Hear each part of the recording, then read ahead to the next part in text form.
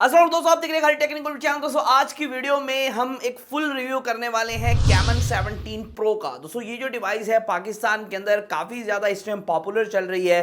दोस्तों ये डिवाइस का कुछ स्टॉक आपको दराज के ऊपर देखने को मिल रहा था कुछ दिनों पहले, और वो फौरन स्टॉक सेल आउट हो गया। काफ़ी ज़्यादा मतलब कि जो लोग हैं इसका वेट कर रहे थे, लेकिन बहुत से लोगों को नहीं मिल पाया।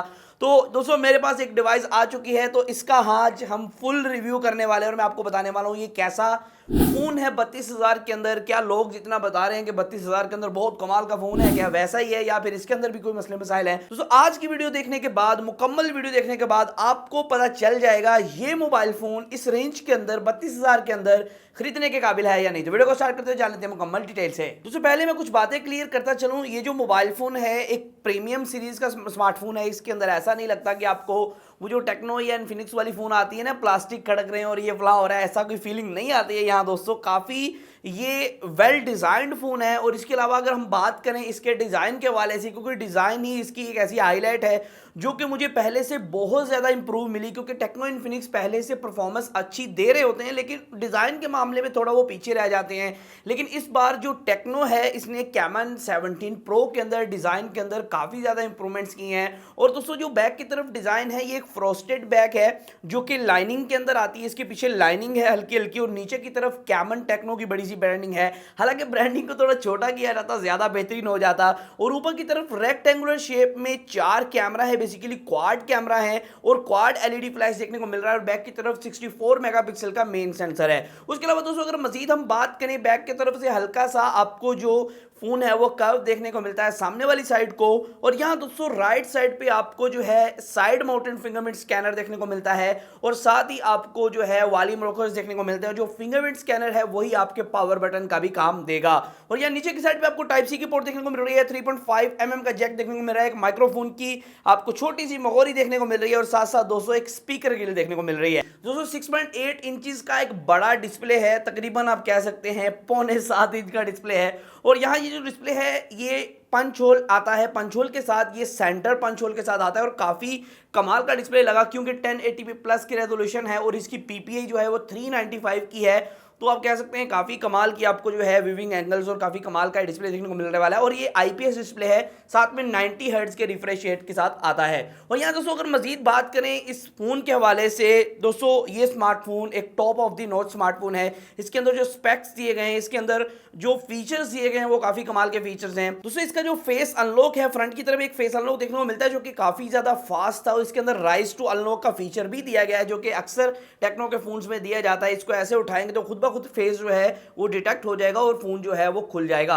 और दोस्तों जो फिंगरप्रिंट स्कैनर है, फेस अनलॉक काफी अच्छे तरीके से वर्क कर रहे थे। उसके अलावा इसके अंदर 8 GB की रैम है, 128 GB की इंटरनल स्टोरेज है। इसके साथ आपको ट्रिपल सिम स्लॉट देखने को मिलती है। जी हाँ दोस्तों, नॉन हाइब्रिड सिम स्लॉट है, 2 सिम 1 मेमोरी कार्ड आप एट अ टाइम लगा सकते हैं, कोई भी मसला नहीं है। और यहाँ 500 निट्स की आपको ब्राइटनेस देखने को मिलती है फ्रंट वाले डिस्प्ले में साइड में। और यहाँ दोस्तों इसके अंदर हीलियो का G95 का प्रोसेसर देखने को मिलता है जो कि काफ़ी अच्छी गेमिंग परफॉर्मेंस प्रोवाइड करेगा। और इस फोन के जो Antutu स्कोर निकल के आ रहे थे वो 3,60,000 से ऊपर थे।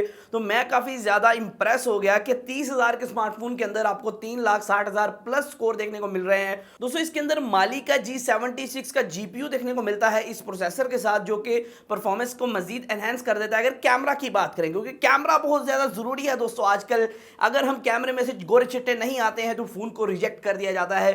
तो गोरे चिट्टे आना बहुत ज़्यादा ज़रूरी है। यहाँ दोस्तों 64 मेगापिक्सल का एक आपको कैमरा देखने को मिलता है जो कि बैक की तरफ लगाया गया है। ये मेन सेंसर है 1.8 एपर्चर के साथ। इसकी कुछ फोटो क्वालिटी, कुछ पोर्ट्रेट क्वालिटी मैं आपके साथ शो कर रहा हूँ, आपको अंदाजा हो रहा होगा। दोस्तों इसका मेरा इरादा है फुल डेडिकेटेड कैमरा रिव्यू लाने का, तो उसके लिए स्टे ट्यून, जल्दी आपको फुल डेडिकेटेड कैमरा रिव्यू देखने को मिलेगा। उसके अलावा दोस्तों 8 मेगापिक्सल का एक अल्ट्रावाइड सेंसर है, 2 मेगापिक्सल का डेप्थ है, 2 मेगापिक्सल का मैक्रो सेंसर है, उनकी भी आप क्वालिटी देख पा रहे हैं। और बैक की तरफ से 4K 30 FPS तक सपोर्ट कर रहा है और 960 FPS सुपर स्लो-मो की आपको फीचर भी दी गई है। और एक बहुत कमाल की बात आजकल टेक्नो फोन्स में देखने को मिल रही है, आपको 1080 में मतलब 1080p 30 fps में वीडियो बैकग्राउंड बोके भी देखने को मिलता है, जो कि काफ़ी अच्छे तरीके से वर्क कर रहा था। और यहाँ दोस्तों साथ साथ आपको फेस डिटेक्शन का फीचर विद HDR भी देखने को मिलता है। और यहाँ दोस्तों अगर मजीद बात करें फ्रंट कैमरा की, फ्रंट 48 मेगापिक्सल का मेन सेंसर है दोस्तों, फ्रंट सेल्फी भी 48 मेगापिक्सल की है। उसके साथ साथ दोस्तों फ्रंट के ऊपर भी 4K 30 fps का सपोर्ट देखने को मिलता है और आप 1080 पे वीडियो बोके भी कर पाएंगे। और दोस्तों इसके अंदर 5000 mAh की बड़ी बैटरी है, जो कि 25 वॉट की फास्ट चार्जिंग के साथ आती है, जो कि मुझे काफी इंटरेस्टिंग लगी। और दोस्तों अगर हम बात करें फाइनल कंक्लूजन की, मेरे ओपिनियन की, दोस्तों ये स्मार्टफोन इस रेंज के अंदर 30,000 के बजट के अंदर, क्योंकि 32,000 है तो आपको 30,000 के अंदर अवेलेबल हो जाएगा। अभी तक इसका ऑफलाइन मार्केट के अंदर स्टॉक अवेलेबल नहीं है और अभी तक कोई कंफर्मेशन नहीं है कब तक स्टॉक आपको मिलेगा। उम्मीद करते हैं कि ईद के बाद आपको स्टॉक है मार्केट में मिल जाए, लेकिन उम्मीद मैं कर रहा हूँ, ये नहीं कह रहा कि शायद मिल जाए आपको।